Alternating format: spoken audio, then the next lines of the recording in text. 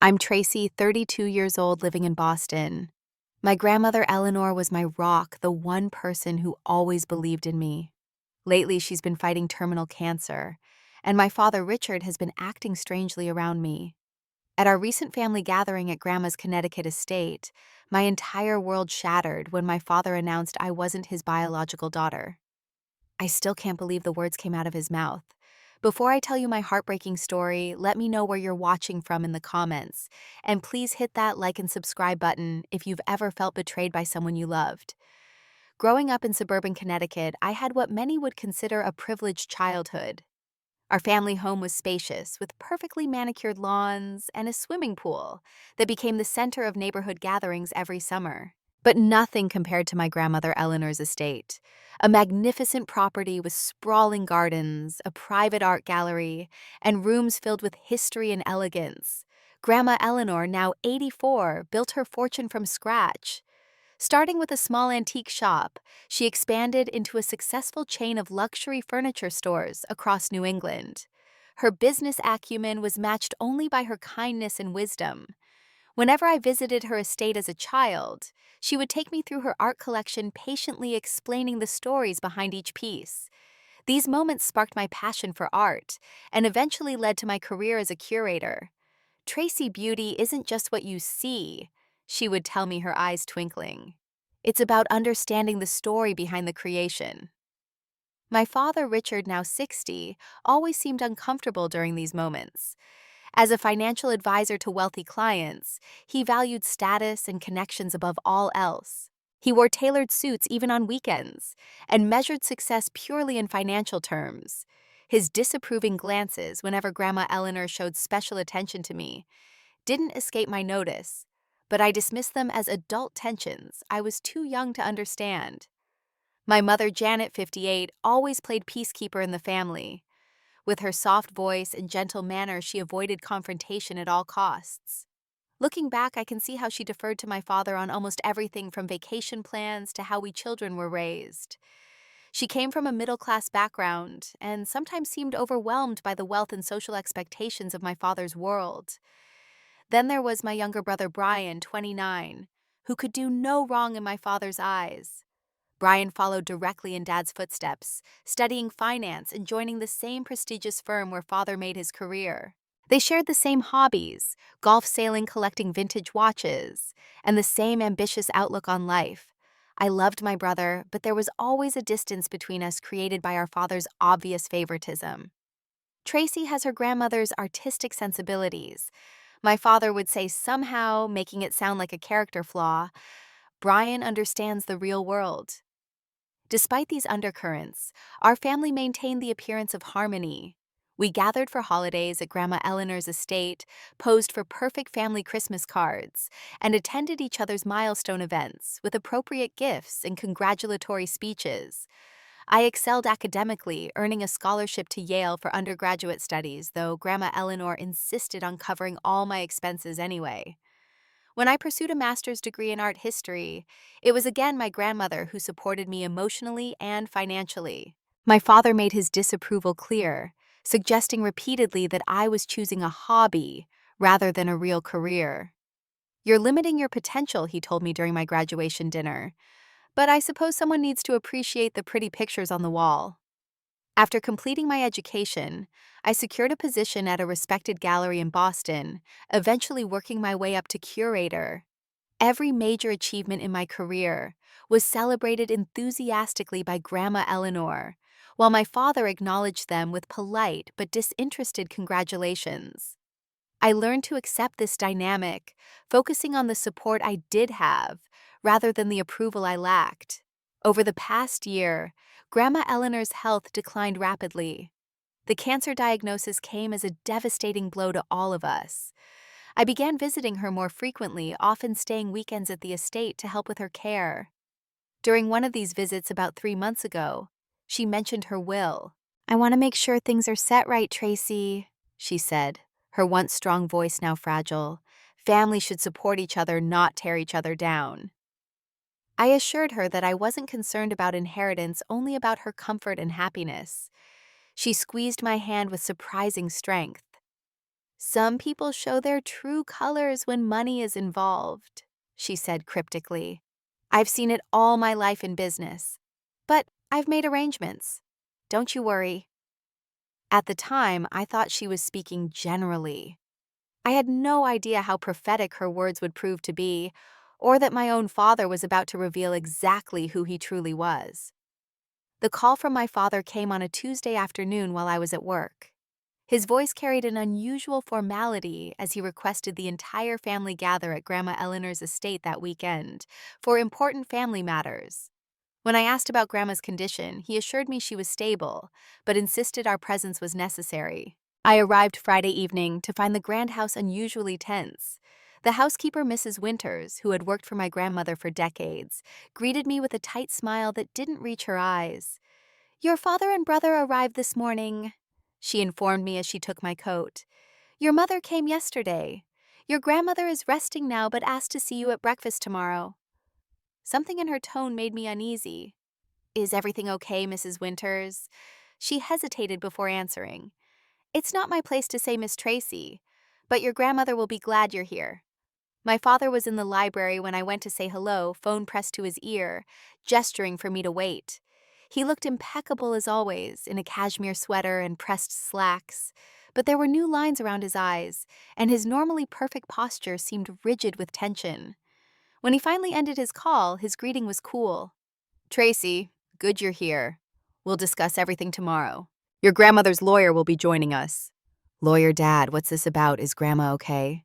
"She's as well as can be expected. We'll talk tomorrow." He turned back to his papers, effectively dismissing me. The family dinner that evening was excruciating. My mother picked at her food, avoiding eye contact. Brian seemed uncomfortable, focusing intently on his meal and offering only superficial conversation. My father dominated the table with talk about the stock market and political news, but there was an edge to his voice I'd rarely heard before. Worst of all were the little digs he directed at me throughout the meal. "How's the gallery, Tracy, still breaking even?" he asked with a slight smirk. "We're doing quite well, actually. We just acquired a significant collection that's generating a lot of interest," I responded, trying to keep my voice steady. Interesting that people spend so much on decorations while real investments are available." Brian shifted uncomfortably. "Dad, Tracy's gallery is highly respected in Boston. She was featured in that art magazine last month." My father waved his hand dismissively. Yes, yes, very nice hobby."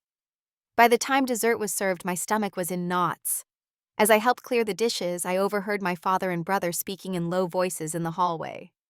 "The will situation needs to be addressed before it's too late," my father was saying. "She's getting worse by the day." "But are you sure about this approach?" Brian sounded uncertain. "It seems extreme." "Trust me, I've thought this through carefully." I nearly dropped the plates I was carrying. Were they discussing Grandma Eleanor's will, and what approach was my father planning? Later that evening, I knocked gently on my grandmother's door, hoping to see her before she fell asleep. But her nurse informed me she had already taken her medication and was not to be disturbed. Frustrated and increasingly anxious, I retreated to my childhood bedroom. As I prepared for bed, my mother knocked softly and entered, looking pale and drawn. "Are you all right, Mom? What's going on with Dad?" She twisted her wedding ring nervously. "Your father is under a lot of stress, Tracy. The business, your grandmother's health. Please try to be understanding tomorrow. Understanding about what no one will tell me anything." She reached out to smooth my hair, a gesture from my childhood. "Just remember that family is complicated. No matter what happens, I love you." Before I could press her further, she kissed my forehead and left. I barely slept that night, my mind racing with possibilities, none of them good. I remembered a childhood birthday when my father had barely acknowledged my achievement award from school, but had spent the entire evening praising Brian's soccer trophy. At the time, I had told myself it was because boys needed more encouragement. Now I wondered if there had always been something deeper behind his distance. Morning light filtered through the curtains of my childhood bedroom, but I had been awake for hours. The elegant grandfather clock in the hallway chimed 8 times as I finished dressing. My hands trembled slightly as I applied minimal makeup, trying to prepare myself for whatever this family meeting might bring. Breakfast was a silent affair. Grandma Eleanor was too weak to join us, taking her meal in her room with her nurse. My father checked his watch repeatedly, his jaw tight. My mother avoided all eye contact while Brian seemed absorbed in his phone. The tension was suffocating. At precisely 9:30, my father stood. "It's time. We'll meet in Eleanor's study." The study had always been my favorite room in the house. Walls lined with books, the scent of leather and old paper, large windows overlooking the rose garden. Today, it felt like entering a courtroom. My father took position behind Grandma's desk, a power move that wasn't lost on me. My mother and Brian sat on the leather sofa while I chose an armchair near the window. "Where's Grandma?" I asked. "Shouldn't she be part of this discussion?" My father's expression hardened. "Eleanor is too ill for this conversation. As her son and the head of this family, I'm acting in her best interests." Something in his tone made my skin crawl. This wasn't just about Grandma's will. This felt personal. "As you all know, my mother's condition is terminal." My father began, his voice clinical and detached. "The doctors give her 3 months at most. We need to prepare for what comes after, including the distribution of her estate." Tears sprang to my eyes at the coldness with which he discussed my beloved grandmother's death. "Dad, is this really necessary right now? Grandma is still with us." He fixed me with an icy stare. "Always so theatrical, Tracy. This is precisely why practical matters need to be handled by those with clearer heads." My mother made a small sound of distress, but said nothing. "My mother's estate is substantial," my father continued. "The house, the business, her investments and art collection. The responsibility for managing these assets should fall to those who have demonstrated financial acumen and commitment to this family's legacy." His gaze settled on me, and suddenly I understood. This was about excluding me from inheritance. "What exactly are you suggesting, Dad?" Brian asked, looking increasingly uncomfortable. "I'm suggesting that Tracy has never shown interest in the financial welfare of this family. Her chosen career, her lifestyle in Boston, her priorities, they all demonstrate a certain detachment from family responsibility." Heat rushed to my face. "That's completely unfair. I visit Grandma more than anyone. I call her every day. I've been helping with her care for months." "Yes, you've been quite attentive lately, haven't you?" The insinuation in his voice was unmistakable. Very attentive since her diagnosis and the inevitable questions of inheritance. I stood up, shaking with anger and disbelief. "How dare you suggest I'm here for money? I love Grandma. She's been more supportive of me than you ever were." And there it is, my father's voice turned triumphant, as if I'd fallen into a trap. "Your resentment, your sense of entitlement." He opened a folder on the desk. "But there's another matter we need to address. A matter of honesty and true family ties." My mother suddenly looked up, her face drained of color. "Richard, please don't do this." He ignored her, removing several papers from the folder. "I've had suspicions for many years. Tracy has never fit into this family. Her interests, her temperament, even her appearance, all so different from our family traits." A cold dread began spreading through my body. "What are you talking about?" "I'm talking about the fact that you are not my biological daughter." He slid several papers across the desk. "I have proof." The room spun around me. I grabbed the edge of the chair for support. That's insane." "Is it? I've had a private investigator looking into this matter. These are letters between your mother and another man from the time you were conceived. This is a DNA test I had done using a sample from your hairbrush. You are not my daughter, Tracy." I looked at my mother in desperate confusion. She was sobbing quietly now, her shoulders shaking. "Mom, tell him this isn't true. Tell him—" She couldn't meet my eyes. "Tracy, I'm so sorry." "You've known all along, haven't you?" My father's voice was venomous now. "You've manipulated my mother knowing you had no legitimate claim to her affection or her estate. You've deceived this entire family." "No," I gasped. "I didn't know anything about this. I still don't believe it." "Leaves." I grabbed the papers with trembling hands. There were indeed old letters, photographs of my mother with a man I didn't recognize, and what appeared to be DNA test results. None of it made sense. All my life I'd believed Richard was my father. Difficult disapproving, but my father nonetheless. In light of these revelations, my father continued relentlessly. I will be speaking with my mother's lawyers. You should not expect to be included in her will, as you are not her blood relation. In fact, I think it would be best if you left this house today. You can't do this, I whispered, tears streaming down my face. Grandma would never agree to this. My mother is old and ill. She trusts me to make these decisions.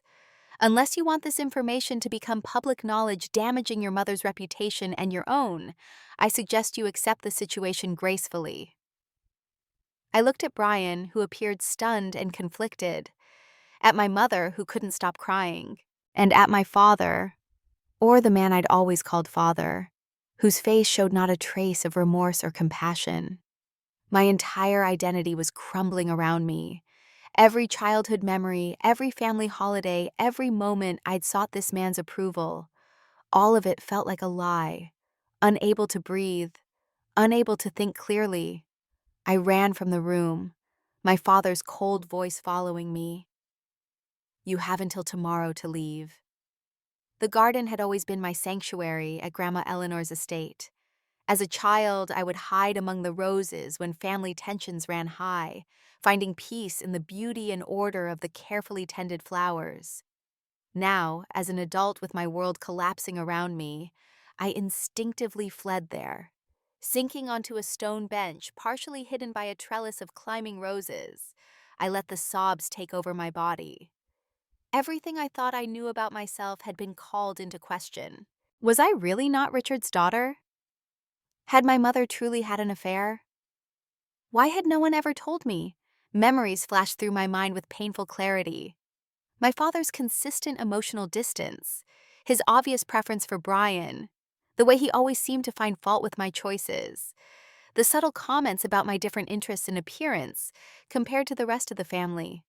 You have your grandmother's eye for beauty, he would say. But now I wondered if it had been an acknowledgement that I wasn't truly his. Had he always known? Had he spent 32 years resenting a child he believed wasn't his? More painful questions flooded my mind. If Richard wasn't my biological father, who was the unknown man in those photographs? Did he know about me? Had he chosen to have no part in my life? I thought of my mother, her tears, confirming at least some truth to my father's accusations. How could she have kept this from me my entire life? What other secrets had been hidden beneath our picture-perfect family facade? Miss Tracy, a gentle voice interrupted my thoughts. It was Mrs. Winters, my grandmother's longtime housekeeper and companion. Her kind face was creased with concern. Your grandmother is asking for you. She heard you crying. I hastily wiped my tears. I don't want her to see me like this. She has enough to worry about. She insists, Mrs. Winters said firmly. And between you and me, she seemed quite angry about something. Said she heard raised voices from her room. Reluctantly, I followed Mrs. Winters back into the house and up the grand staircase to my grandmother's suite. Despite her illness, Grandma Eleanor had refused to convert her elegant bedroom into anything resembling a hospital room. Her medical equipment was discreetly arranged, and she still insisted on wearing her silk bed jackets and having fresh flowers by her bedside. When I entered, she was sitting up against her pillows, her once robust frame now painfully thin, but her eyes as sharp and alert as ever. Tracy, she said, extending her hand to me. Come sit and tell me what that son of mine has done to put that look on your face. I took her fragile hand, marveling at how she could read me so easily. Grandma, you should rest. It's nothing. Don't lie to me, child. I've heard the shouting. Richard called some sort of family meeting without me, didn't he? About my will, I imagine. Fresh tears threatened. It's worse than that, Grandma. He says I'm not his daughter, that Mom had an affair. He has letters and a DNA test. I expected shock denial, perhaps even distress that might worsen her condition. Instead, my grandmother's expression turned from concern to a cold anger I'd rarely seen. So he's finally done it, she said quietly. I've been waiting for this. wondering when he would play this card. You knew. I stared at her in disbelief. I've suspected for months that Richard was investigating your parentage. One of my nurses mentioned seeing him taking something from your room when you were last here. A hairbrush, I suppose, for that DNA test he's waving around. She squeezed my hand. What else did he say? Through tears, I recounted the entire horrible scene in the study. How he'd questioned my place in the family, accused me of manipulating her, and demanded I be removed from her will. And he wants me to leave today. He threatened to make everything public if I don't go quietly. My voice broke. Grandma, I didn't know. I swear I didn't know I wasn't his daughter. My grandmother's face softened. Come here, my darling girl. She opened her arms, and I carefully embraced her, mindful of the IV line in her arm. Listen to me, she said firmly. I need you to trust me now. Will you do that? I nodded against her shoulder. Good. I want you to call Samuel Harrington. He's my lawyer. Tell him to come immediately and to bring all the documents we discussed last month. Can you do that for me? Yes, but Grandma, what's going on? What documents? All will be clear soon enough. Her eyes glinted with determination. Richard has always been too clever for his own good, but not nearly as clever as he believes himself to be. Now help me dress. If we're having a family showdown, I refuse to do it in a bed jacket. An hour later, I returned to the main house feeling both drained and strangely fortified by my grandmother's reaction. Whatever was happening, she seemed prepared for it. As I crossed the main hall, my brother Brian stepped out from the library. Tracy, wait. Are you okay? That was intense back there. I regarded him warily. Were you part of this, Brian? Did you know what Dad was planning? He shook his head vigorously. No, I mean, he told me he had concerns about the will, but nothing about the other stuff. I had no idea he was going to claim you weren't his daughter. Do you believe him? I asked bluntly. Brian looked uncomfortable. I don't know what to believe. Those letters seemed real, and the DNA test. He trailed off, then added quickly. But it doesn't change anything between us. You're still my sister. Before I could respond, my father's voice rang out from the study. Tracy, I thought I made myself clear. You need to leave this house immediately. I turned to face him, drawing strength from my grandmother's confidence. Actually, I'm staying. Grandma Eleanor has asked me to, and this is her house, not yours. His face flushed with anger. My mother is not in any condition to make decisions. I'm handling family matters now. Is that so, Richard? My mother appeared at the top of the stairs, her eyes red but her stance determined. I have something to say about all this. My father's expression turned alarmed. Janet, this isn't the time. You're upset and not thinking clearly. I'm thinking more clearly than I have in years. Her voice strengthened as she descended the stairs. Yes, I had an affair. But your timeline is deliberately wrong, Richard. The affair was after Tracy was born, not before. The implication hit me like a physical blow.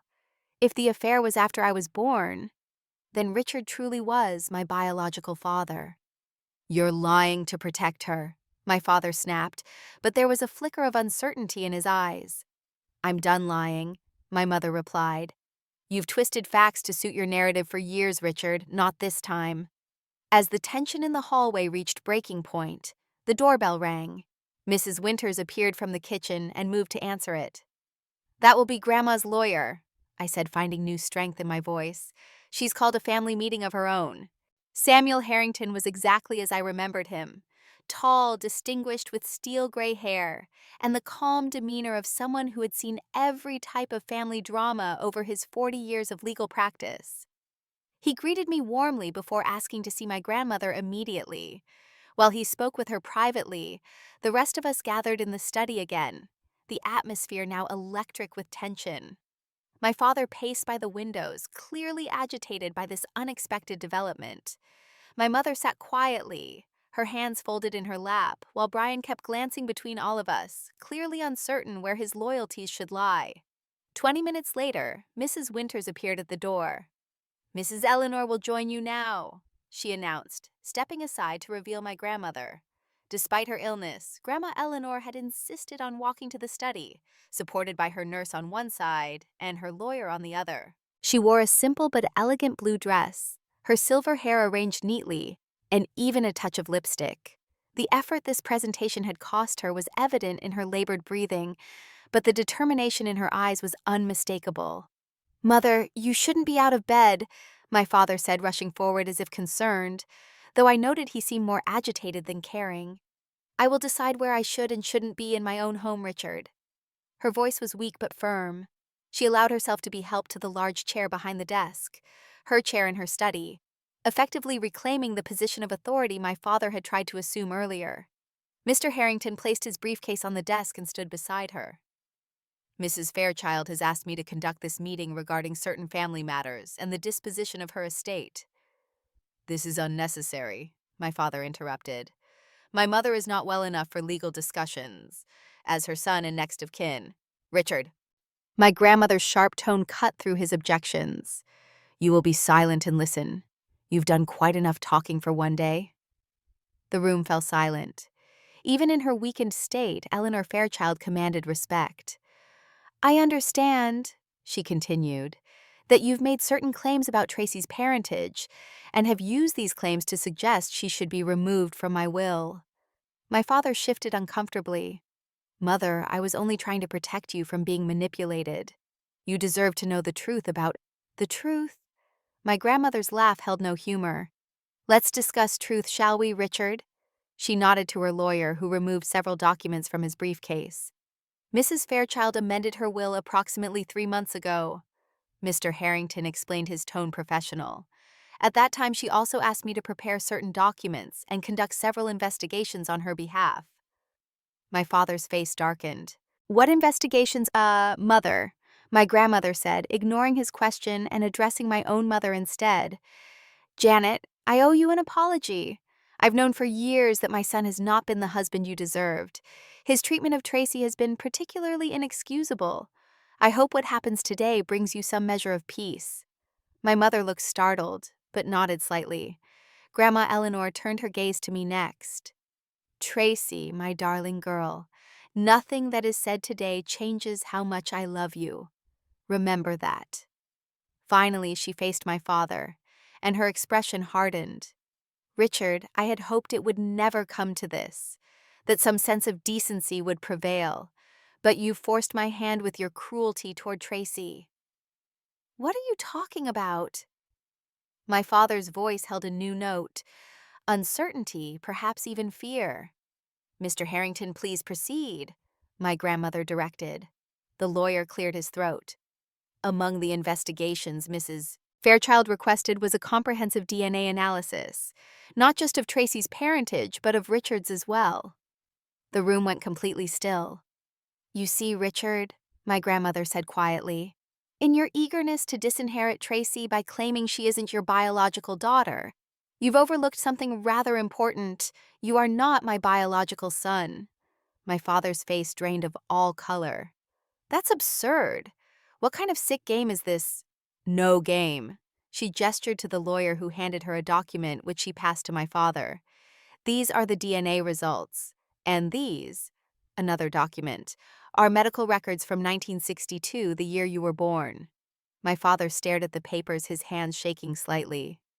"My husband, your father, had an accident in his youth that left him unable to father children."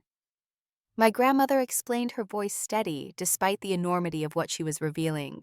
"We desperately wanted a family, so we used what would now be called a sperm donor, a medical student at the time. Your father and I agreed never to tell anyone to protect you and our family's privacy. I've kept that promise for 60 years. "I don't believe this," my father whispered, but his face told a different story. "The DNA results confirm it," Mr. Harrington stated. "There is no biological relation between Mrs. Eleanor Fairchild and Richard Fairchild." My brother spoke up for the first time. "Grandma, why are you telling us this now?" "Because Richard left me no choice." Her eyes never left my father's face. "I would have taken this secret to my grave if not for his attempts to hurt Tracy using the very same tactic, questioning her legitimacy as family." She leaned forward slightly, her gaze intensifying. "You see the irony, don't you, Richard? In trying to cut Tracy out of my will by claiming she isn't a blood relation, you forced me to reveal that you aren't one either." The silence that followed was deafening. My father's face had gone from white to gray, his carefully constructed world visibly crumbling around him. "Mr. Harrington, please read the relevant portions of my updated will," my grandmother instructed. The lawyer adjusted his glasses and began reading from an official document. "I, Eleanor Margaret Fairchild, being of sound mind, hereby declare this to be my last will and testament." He detailed how the estate would be divided. The majority would go to me, including control of the family business and the estate itself. Brian would receive a generous portion contingent upon ethical management of his inheritance. My mother would be provided for regardless of her marital status, with a separate trust established in her name. And my father, he would receive a modest annual stipend only, unless he acknowledged his wrongdoing and made amends to me and my mother. The primary condition was a public admission that his claims about my parentage were deliberately misleading. "You can't do this." My father finally managed his voice hoarse. "I'll contest it." "You can certainly try," Mr. Harrington replied calmly. "But Mrs. Fairchild has had multiple independent medical evaluations confirming her mental competence. The will is airtight, and should you contest it, the details of your own parentage would necessarily become part of the public record." My grandmother's expression softened slightly. "This gives me no pleasure, Richard. You are my son in every way that matters, just as Tracy is your daughter. Family is about more than DNA. It's about love, support, and integrity, qualities you seem to have forgotten in your obsession with money and status." My father looked around wildly, as if seeking an escape. His gaze landed on Brian. "Son, you can't let this happen. She's giving the family legacy to someone who isn't even related to us." Brian stood up slowly. "Dad, stop. Just stop. Look what you've done to this family with your scheming." He moved to stand beside me.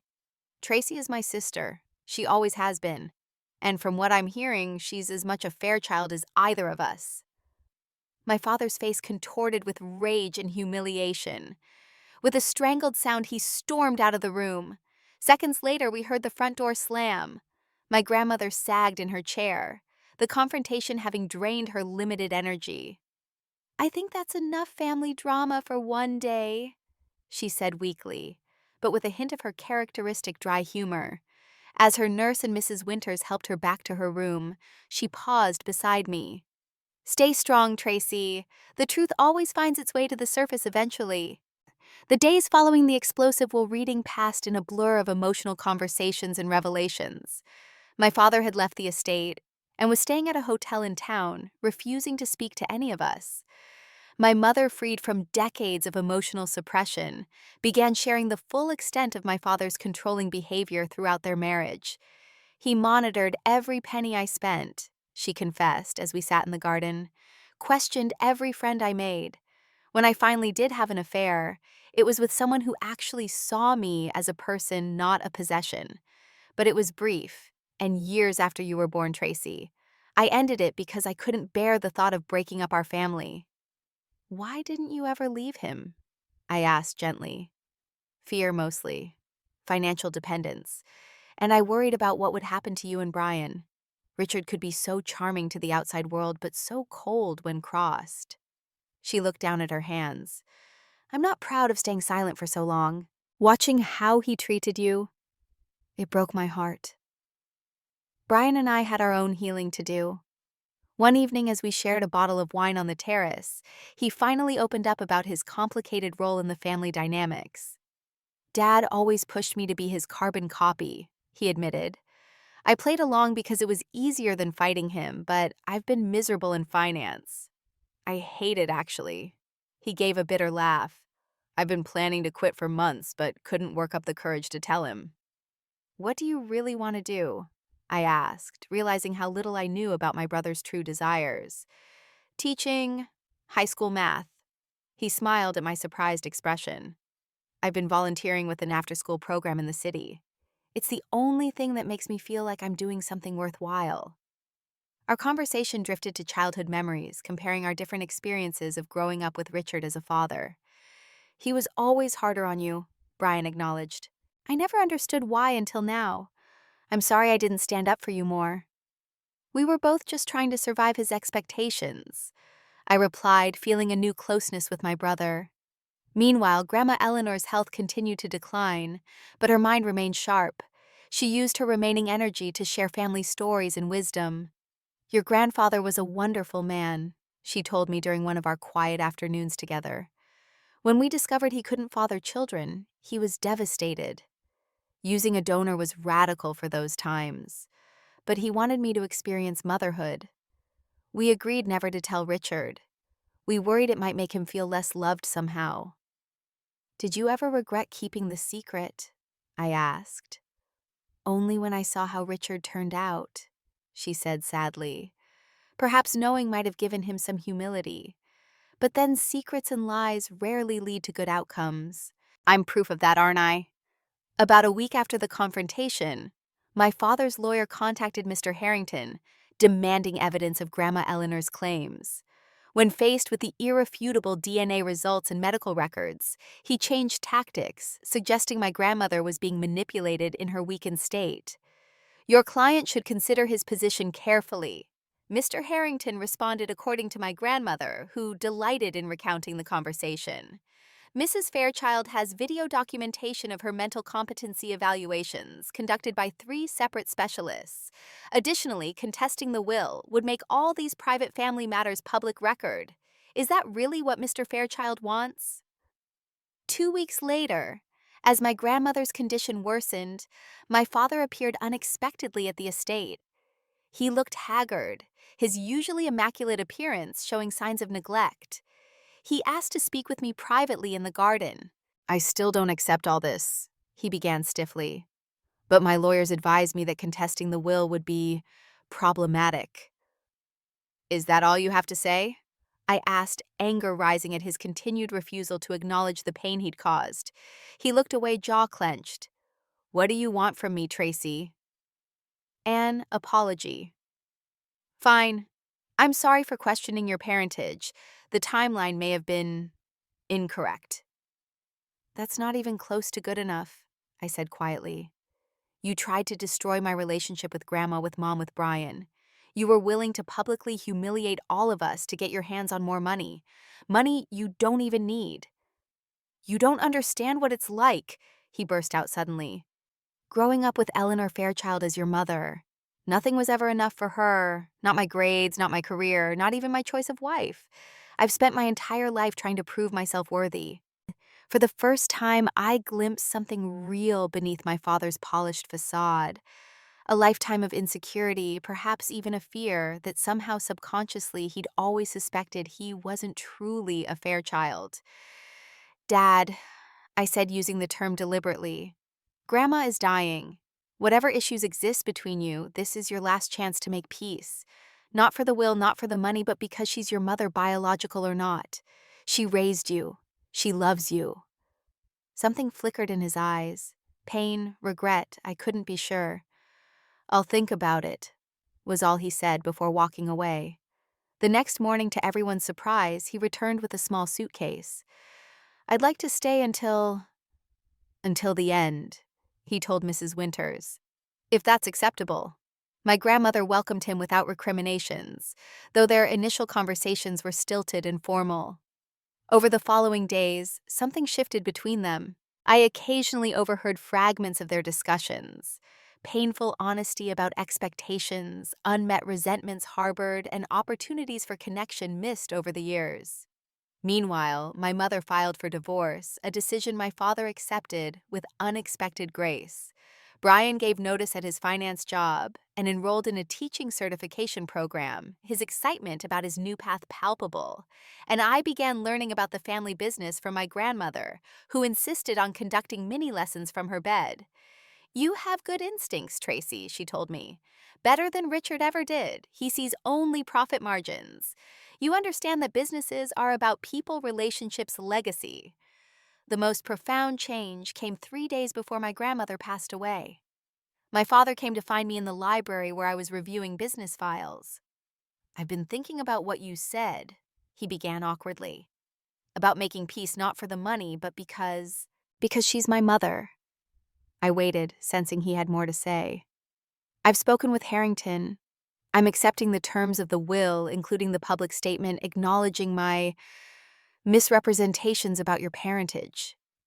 He cleared his throat. "I've also asked him to draw up papers transferring my portion of the inheritance to a scholarship fund in Eleanor's name for arts education." I couldn't hide my surprise. "Are you serious?" "It seems appropriate." He hesitated, then added, "You were right about one thing. I don't need the money. And perhaps it's time I stopped measuring everything, including family relationships in financial terms." It wasn't an apology exactly, but from Richard Fairchild, it was something close to one.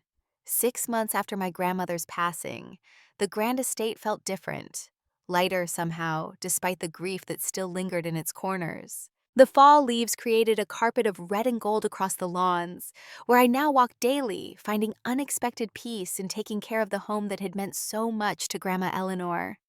Following her wishes, I had maintained Mrs. Winters and the rest of the staff, many of whom had served my grandmother for decades. Under their guidance, I was learning the rhythms of the estate and the family business, finding that my art curator's eye translated surprisingly well to understanding the luxury furniture market my grandmother had built. Brian visited regularly, his transformation remarkable. Teaching had brought out a warmth and enthusiasm I'd rarely seen in him before. He spoke animatedly about his students, his lesson plans, and the satisfaction of making a difference. The trust fund conditions Grandma Eleanor had established, requiring ethical management and community involvement, had pushed him to discover his true passions. "I never would have had the courage to make this change without everything that happened," he admitted during one visit. "As horrible as it was, it freed us both, didn't it?" My mother had moved to a coastal town in Maine, fulfilling a lifelong dream she'd never pursued during her marriage. She was taking painting classes, making new friends, and slowly rebuilding her sense of self after decades of living in my father's shadow. Her divorce had been finalized with surprisingly little conflict, as my father had not contested any of her requests. As for my father, his attempts at legal challenges had indeed failed, just as Mr. Harrington had predicted. After making his public statement acknowledging his false claims about my parentage, he had retreated from social circles for a time. The revelation about his own biological origins never became public, a small mercy my grandmother had ensured despite everything. I was sorting through old photographs in my grandmother's study one rainy afternoon when Mrs. Winters announced an unexpected visitor. My father stood in the doorway looking older, but somehow more authentic than I remembered. The perfectly tailored suits had been replaced by casual clothes, his formerly dyed hair now showing natural gray. "I was in the area," he said awkwardly. "I hope it's all right that I stopped by." "Of course," I replied, gesturing to a chair. "Would you like some tea?" The conversation that followed was unlike any we'd ever had, for perhaps the first time my father spoke without calculation or agenda. He talked about his new life. He'd sold his practice and was volunteering with financial literacy programs for underprivileged youth. He'd started therapy trying to understand the patterns of control and emotional distance that had defined his relationships. "I keep thinking about what Eleanor said that day," he confessed. "That family is about more than DNA. It's taken me 60 years to begin understanding what she meant." She was wise that way. I agreed, finding it easier than expected to talk with him. "Tracy, I know I can't undo the damage I've caused. To you, to your mother, even to Brian in different ways." He met my eyes directly. "I'm not asking for forgiveness. I just want you to know that I recognize what I did, and I'm trying to be better." It wasn't a Hollywood reconciliation. Too much had happened for instant forgiveness or tearful embraces. But it was a beginning, an acknowledgement of truth, and a small opening toward something healthier. As I showed him out, he paused at a newly hung portrait of Grandma Eleanor in the hallway. "She knew everything, didn't she, all along?" he said softly. "Even when I thought I was 3 steps ahead, she was always watching, understanding more than she let on." "That was her gift," I replied, "seeing people as they really were, but loving them anyway." In the months that followed, I discovered more about my grandmother through the journals she'd left me. They detailed her early struggles building a business as a woman in the 1950s, her complicated feelings about using a sperm donor, her hopes and disappointments regarding my father, and her unwavering belief in me. Tracy has the strength I always hoped Richard would develop, she'd written in one entry from years ago. She faces difficulty honestly without manipulation or evasion. The Fairchild legacy will be safe in her hands. The journals became my guide as I navigated my new responsibilities.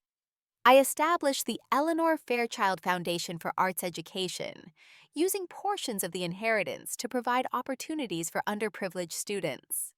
The family business flourished under a blend of my grandmother's traditional values and my own fresh perspective. Most importantly, I learned to define family on my own terms. DNA might determine physical traits and medical predispositions, but it couldn't dictate the connections that truly mattered. My grandmother had understood this fundamental truth all along, keeping secrets when she thought they protected those she loved, but ultimately valuing honesty when deception threatened to destroy someone she cherished. 1 year after her passing, I stood in her beloved rose garden, now blooming magnificently in the summer sunshine. The estate that had once been the setting for so much family drama now hosted regular gatherings for arts education fundraisers, community events, and yes, smaller family dinners, where healing continued, one conversation at a time. My mother was finding her voice after decades of silence. Brian was discovering his purpose beyond our father's expectations. My father was slowly, imperfectly learning what it meant to value relationships over status and control. And I was carrying forward my grandmother's legacy while creating my own. The truth had indeed found its way to the surface, just as Grandma Eleanor had promised. The journey had been painful, revealing family secrets that had remained buried for generations. But in that truth, however difficult, we had each found liberation and the chance to become more authentic versions of ourselves. Perhaps that was my grandmother's final gift to us all. The understanding that family isn't defined by bloodlines or legal documents, but by the courage to face difficult truths and the choice to love despite them. If you've ever discovered a family secret that changed everything you thought you knew, leave a comment below. Has a painful truth ever ultimately led to healing in your life?